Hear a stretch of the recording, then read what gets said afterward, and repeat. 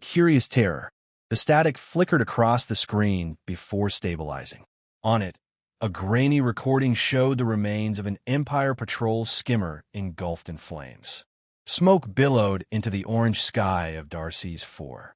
Amidst the debris, figures moved, slowly at first, then with purpose. Admiral Kareth Thull narrowed his 4 eyelids, watching closely from the bridge of the Vindicator, his command cruiser orbiting the colony planet. A team of ragtag human soldiers emerged from the smoke, limping, bloodied, armed with a mix of captured plasma rifles and crude projectile weapons. At their front walked a woman, armor cracked, one arm in a sling, blood smeared across her brow. Yet she held her head high, her voice sharp and commanding even through the interference of the field recording. Fall back to Echo Ridge. Secure the wounded. I want fire teams dug in before dusk.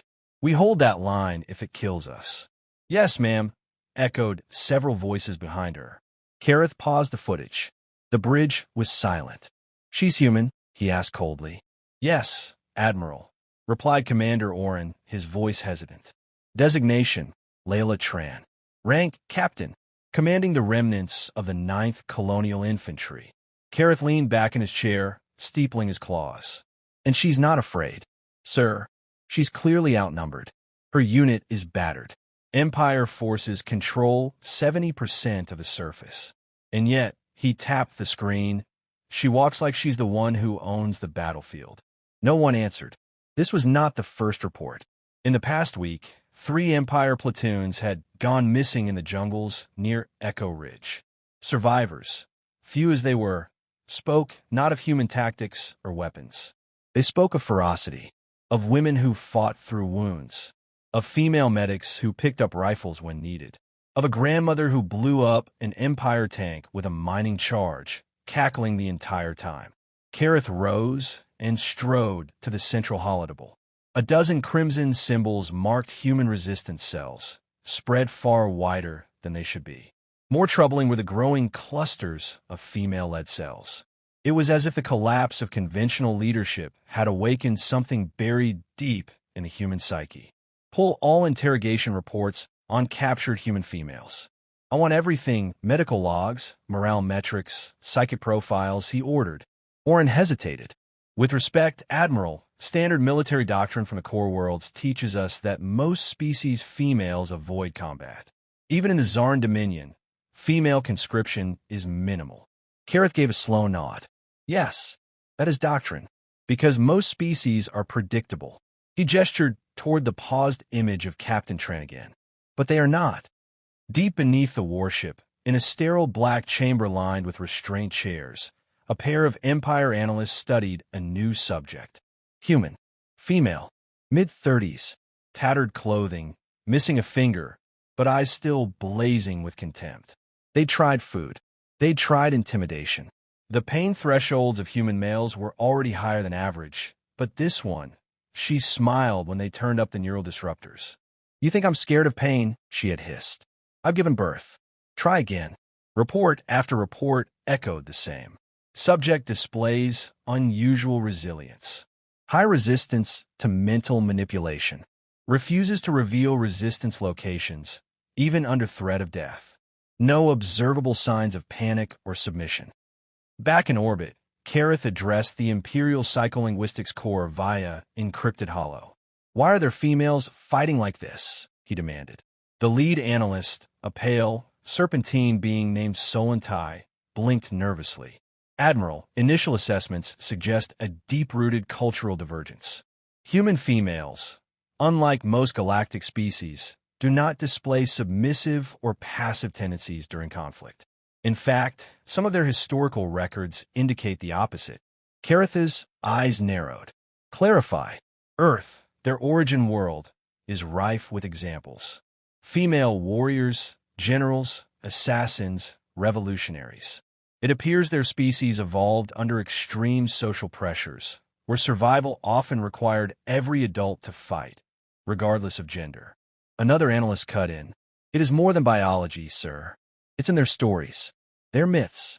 They idolize women who lead armies, defy kings, and die on their feet rather than beg on their knees.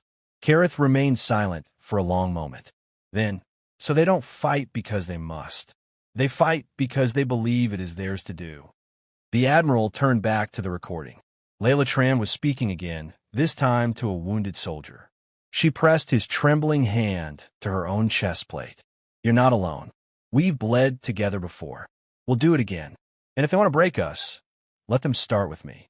The camera shook as another explosion rocked the background.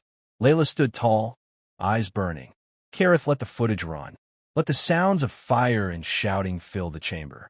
Finally, he whispered, more to himself and his crew. Fear is our weapon. But they have found something stronger. Roots of fire. The fire crackled quietly in the ruins of the outpost bunker, its light flickering over fractured concrete and scavenged helmets. Captain Layla Tran sat cross-legged beside it, cleaning the edge of her knife with a steady hand.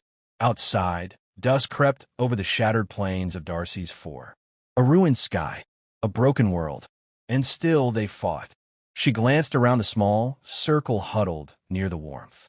Soldiers, young, bone-tired, soot-smeared. A few civilians, too. Teenage girls with rifles too large for them. Mothers with bandaged arms who refused to sit idle. Layla broke the silence. Tell me what you know about fire. One of the younger girls blinked. It burns, ma'am. Layla smiled faintly. It spreads. If you don't respect it, it consumes everything. But if you understand it, if you feed it right, it keeps you alive. She held the blade up to the firelight. Courage is like that. Especially ours. Especially yours. The bunker door groaned open. Sergeant Imani slipped inside, clutching a salvaged datapad. They raided Crater Town, she said quietly. 2 full Empire platoons. No survivors. The air turned to ice. A young man cursed under his breath. Layla simply nodded. Then they'll expect us to mourn. Imani's voice wavered. They left the bodies hanging on the comms tower, Layla. Kids. Women. Like trophies. Layla stood, slowly, knife still in hand.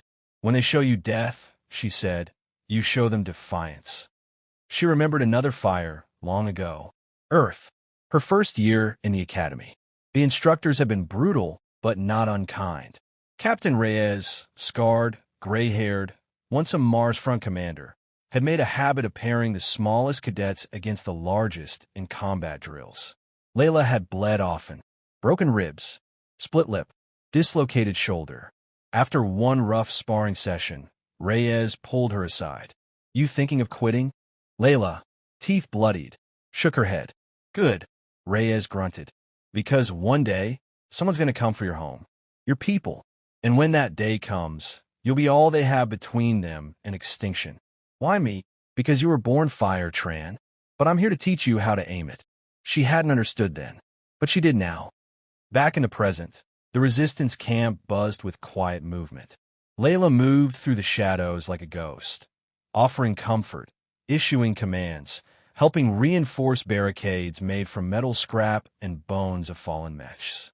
A girl named Tala, barely 16, followed her, quiet, intense. You still have that medallion your mom gave you? Layla asked, as they passed through the defensive line. Tala touched the charm at her neck. She said it would keep me strong. She was right. Not because it's magic, but because you believe it is. And belief? That's armor no scanner can measure. They reached the edge of the ridge. Below lay an Empire outpost, freshly erected, buzzing with activity. Probably 30 soldiers. Enough to overwhelm a militia squad. Enough to matter. Tala studied it nervously. Are we going to attack? Not yet. We wait for the supply drop at dawn. Then we bleed them slowly. Not because we're afraid, but because smart fire knows when to smolder and when to erupt. That night, Layla recorded a message. She always did, in case she didn't live to see the next sunrise. To whoever hears this, we are not special because we die for freedom. We are special because we live with the burden of knowing death might come, and still choose to fight anyway. They thought we'd be afraid. They thought the sight of Empire warships would make us kneel. They've never seen what a mother can do when her child is threatened. They've never seen what a daughter becomes when her home burns. They don't know us, but they will. She saved the message to the encrypted field recorder, then slipped it into the pack beside her rifle. At sunrise, the sky over Darsis IV was an ugly red. Empire mining fumes painting the clouds in poison. The supply drop came in low, barely skimming the treetops. A single drone crate, camouflaged and fast. Layla and her squad moved with practiced precision, unpacking fresh medkits, ammo, and a handheld signal jammer. "This is it," she said, as she slid the jammer onto her belt. "We hit them before they get reinforcements." Tala tightened her grip on her rifle. "They'll expect us to run again." "Let them," Layla said with a grin. "And then we turn and burn them down." The signal flare arced high into the sky. The fire was lit. The Red Moon offensive. The moon hung low and crimson over the valley, a haunting reflection of the blood already spilled below. In the silence before the attack, Captain Layla Tran crouched beside a rusted-out hull, her breath steady, her eyes fixed on the comms tower ahead. "Positions," she whispered into the comm bead. "All squads ready," came Sergeant Amani's voice. "Jammers live. They can't call for help." Layla nodded. 43 fighters. 27 were women. Half of them had no formal military training. All of them were ready to die. She didn't need trained soldiers. She needed people who refused to lose. Lieutenant Varek of the Galactic Empire sipped from a ration tube inside the outpost barracks. He was young, barely into his second campaign. Unlike his superiors, he didn't see humans as savages. Primitive? Yes, but there was a rawness to them that fascinated him. He reviewed patrol schedules on his holopad, trying to ignore the nervous glances his squad exchanged. Ever since Darcy's IV's resistance ramped up, morale had dropped. Empire soldiers weren't used to insurgents who kept coming, especially not the ones who bled and laughed at the same time. Last week, a captured human woman had bitten through her own tongue rather than speak. The memory still made his stomach turn. "I don't get it," muttered one of his troopers. "Why are there females on the front lines? Why aren't they hiding like normal civilians?" Varek didn't answer. He didn't know. The signal came in silence. A single red flare, arcing across the dark. Then the world erupted. 3 homemade charges went off at the perimeter gate, sending shrapnel through the guard posts. Resistance fighters poured through the breach like a flood. Layla led the first wave, firing short bursts from her pulse rifle. Her left shoulder bled again. She'd reopened the wound, but she didn't flinch. "Push forward," she shouted. "Take the tower and hold it. No retreat." Tala, the teenage girl with the medallion, darted beside her. She fired with trembling hands, but her shots were true. A soldier tried to flank them. Tala dropped him with a single round. Her eyes were wide, but clear. Layla grinned. "Told you you'd be fire someday." Inside the barracks, alarms blared. Varek hit the deck as explosions rocked the compound. He grabbed his rifle and barked orders, trying to rally his squad.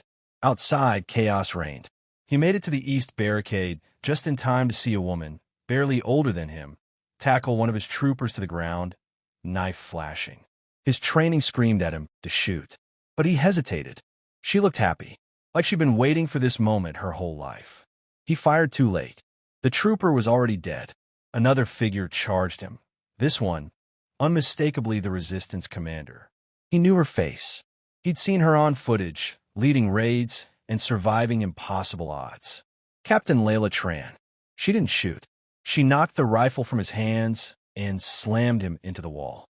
"You're still green," she said, reading the fear in his eyes. "But maybe you'll live long enough to understand." He stared at her. "Understand what?"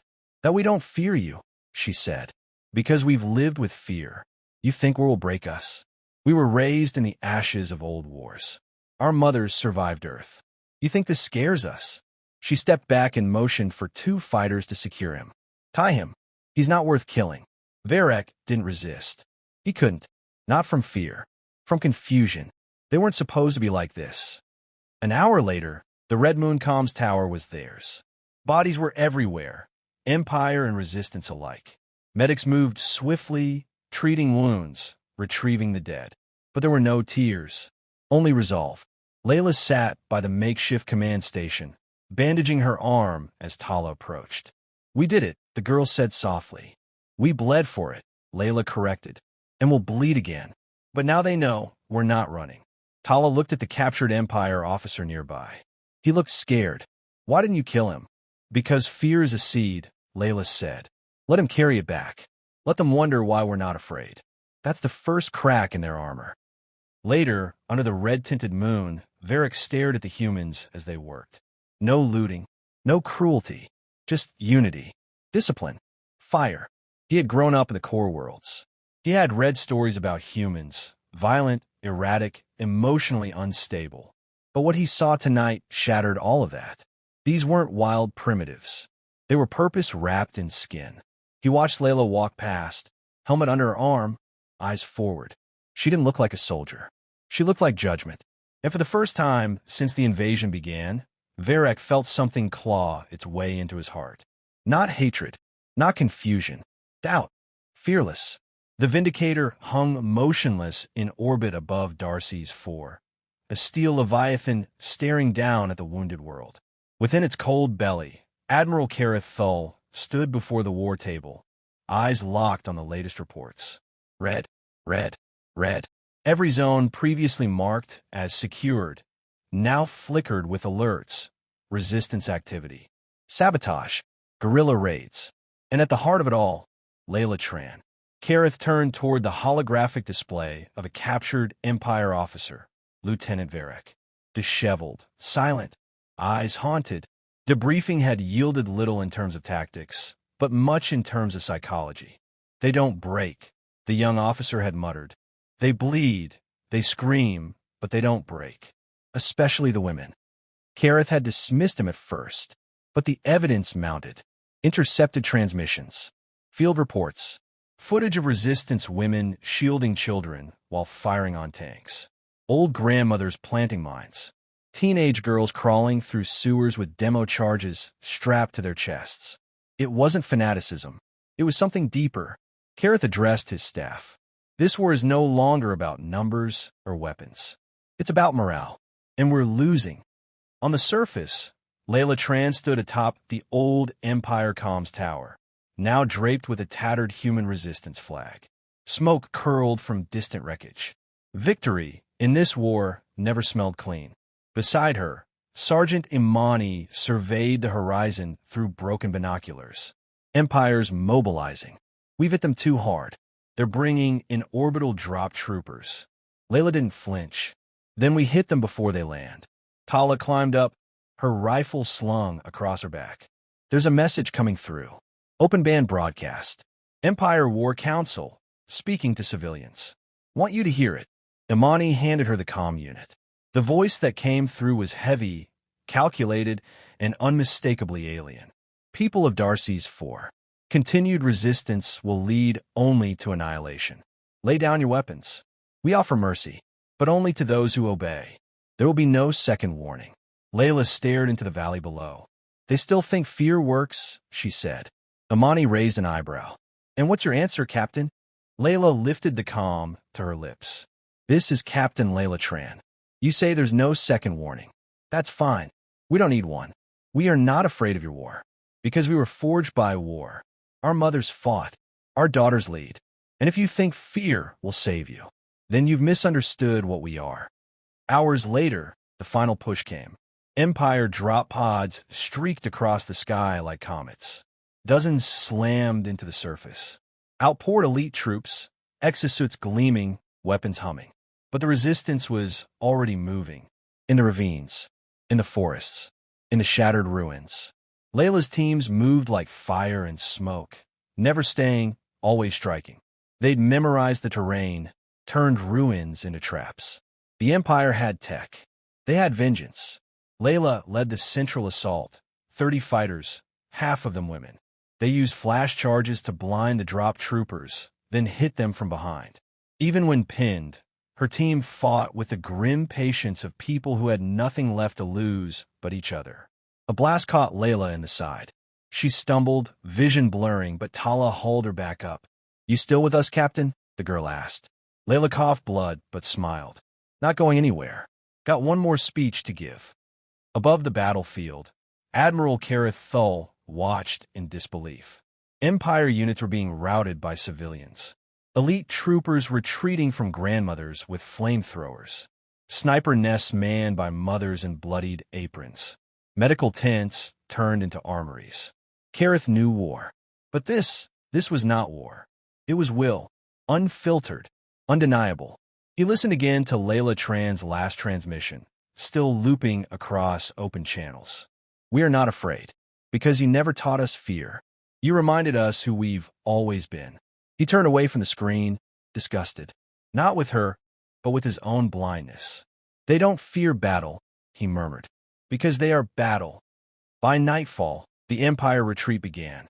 What was meant to be a final purge turned into an evacuation. The resistance watched their enemies flee. No cheers, no celebration, just breathless relief and resolve. Layla stood on a hill, one hand pressed to her wound, the other resting on Tala's shoulder. You did well, she said quietly. We all did, Tala replied. Above them, the red moon shone bright again. Layla spoke once more into the recorder. They came expecting submission. What they found was a generation raised by war survivors. A world where courage is taught as early as kindness. And women are not told to hide, but to stand. Let history show this. You can invade our land. You can take our homes. But the fire inside us, that's not something you can conquer.